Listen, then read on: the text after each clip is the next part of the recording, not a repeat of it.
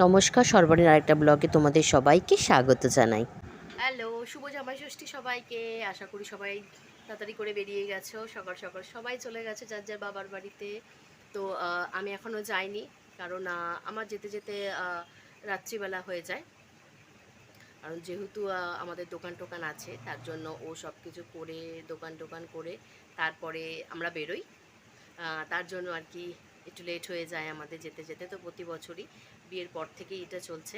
আমি সবসময় পরে যাই, সেটাও একটা আলাদা ধরনের এক্সপিরিয়েন্স। তো এখন আর কোনো ব্যাপার না। প্রথম প্রথম কষ্ট হতো যে সবাই সকালবেলা যায়, আমি বিকেলবেলা যাচ্ছি, কেমন একটা বেলা লাগছে। কিন্তু এখন সেটা মনে হয় যে কোনো ব্যাপার না, যাওয়াটাই হচ্ছে বড় ব্যাপার। তো দেখো, স্নান টান হয়ে গেছে, সব কিছু হয়ে গেছে, এখন পুজো করব। আর ষষ্ঠীর সব কিছু রেডি করে নিয়েছি, তোমাদের দেখা।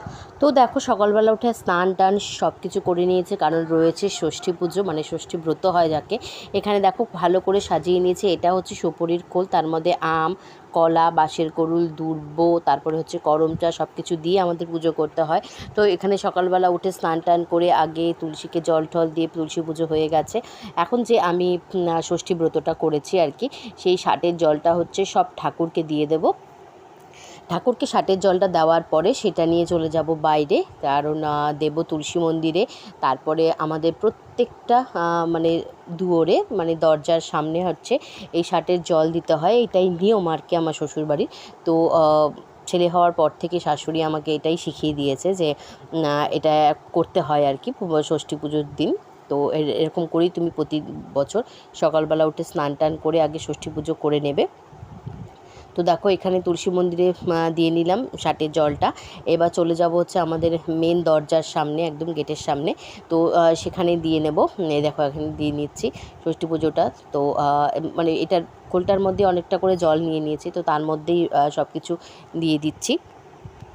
তো এটা হয়ে গেলে, এই দরজা দেওয়া হয়ে গেলে তারপরে চলে যাব হচ্ছে আমাদের বাড়ির দরজার দিকে। তো ওখানে সব কিছু দিয়ে নেব, দিয়ে তারপরে হচ্ছে ঘরে দেব।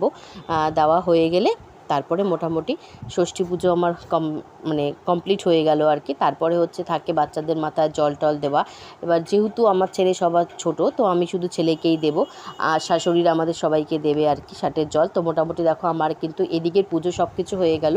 তারপরে আবার যখন সবাই আসবে স্নান টান করে টোরে তারপরে 11টা 40, এখনও পর্যন্ত সকালের খাবার খাইনি, কারণ পুজো ছিল, ব্রত করলাম তারপরে। আর এই যে দেখো, নিয়ে বসে পড়েছি। একটু লুচি করেছিলাম, আমি যদিও খাবো না, কিন্তু ছেলেটা খাইনি বলে এটা নিয়ে নিয়েছে। আর আমার একটা রুটি, এই যে একটু গাঁটি কচুর তরকারি, আর যে একটুখানি এসে করেছিলাম আলুর দম করেছিলাম সবার জন্য, লুচি আর আলুর দম। আর যেহেতু আমি খাই না, তার জন্য আমি নিয়ে নিই। ছেলেরটা ফেলে দেবো, তাই খেয়ে নিচ্ছি। তো চলো, 11টা 40 বাজে, আগে একটু খেয়ে নিই, তারপরে আবার বাদবাকি সব কাজ খেয়ে নিই। তো দেখো, এখন ছেলে বসে পড়েছে। তো ছেলেকে সবাই মাথায় এখন জল দেবে, ওর সব আম্মারা জল দিচ্ছে মাথায়। তো আর একটা একটা করে গিফট রয়েছে সব আম্মার তরফ থেকে। তো আগে আমার শাশুড়ি দিয়ে নিয়েছে, বড় শাশুড়ি আগে দিয়ে নিয়েছে। তো এখন হচ্ছে তার নাতিকে টাকা পয়সা দেওয়ার পর্ব চলছে আর কি। আর আমিও দিয়ে নিচ্ছি ছেলেকে তো ষাটের জল। আর আমার তো যেহেতু ছেলেই ছোটো, তাই ছেলেকেই আগেই বললাম যে ছেলেকে শুধু দেবো। গেল বছর ননদের মেয়েটে ছিল, তো ওদেরকে দিয়েছিলাম। আর এই যে দেখো, এটা হচ্ছে আজকের আমার ষষ্ঠী ব্রত, ষষ্ঠী পুজো। এটা হচ্ছে আমার শ্বশুরবাড়ির। তারপরের ব্লগ আসছে বাপের বাড়িতে জামাই ষষ্ঠীর। তো দেখতে থাকো সবাই আমার ব্লগটা। তো ষষ্ঠীর ব্লগটা আরও আসছে, সাথে বাপের বাড়ির জামাই ষষ্ঠীর সেই ব্লগ। তো সবাই খুব ভালো থেকো, সুস্থ থেকো, আর আমার ব্লগগুলোকে দেখো।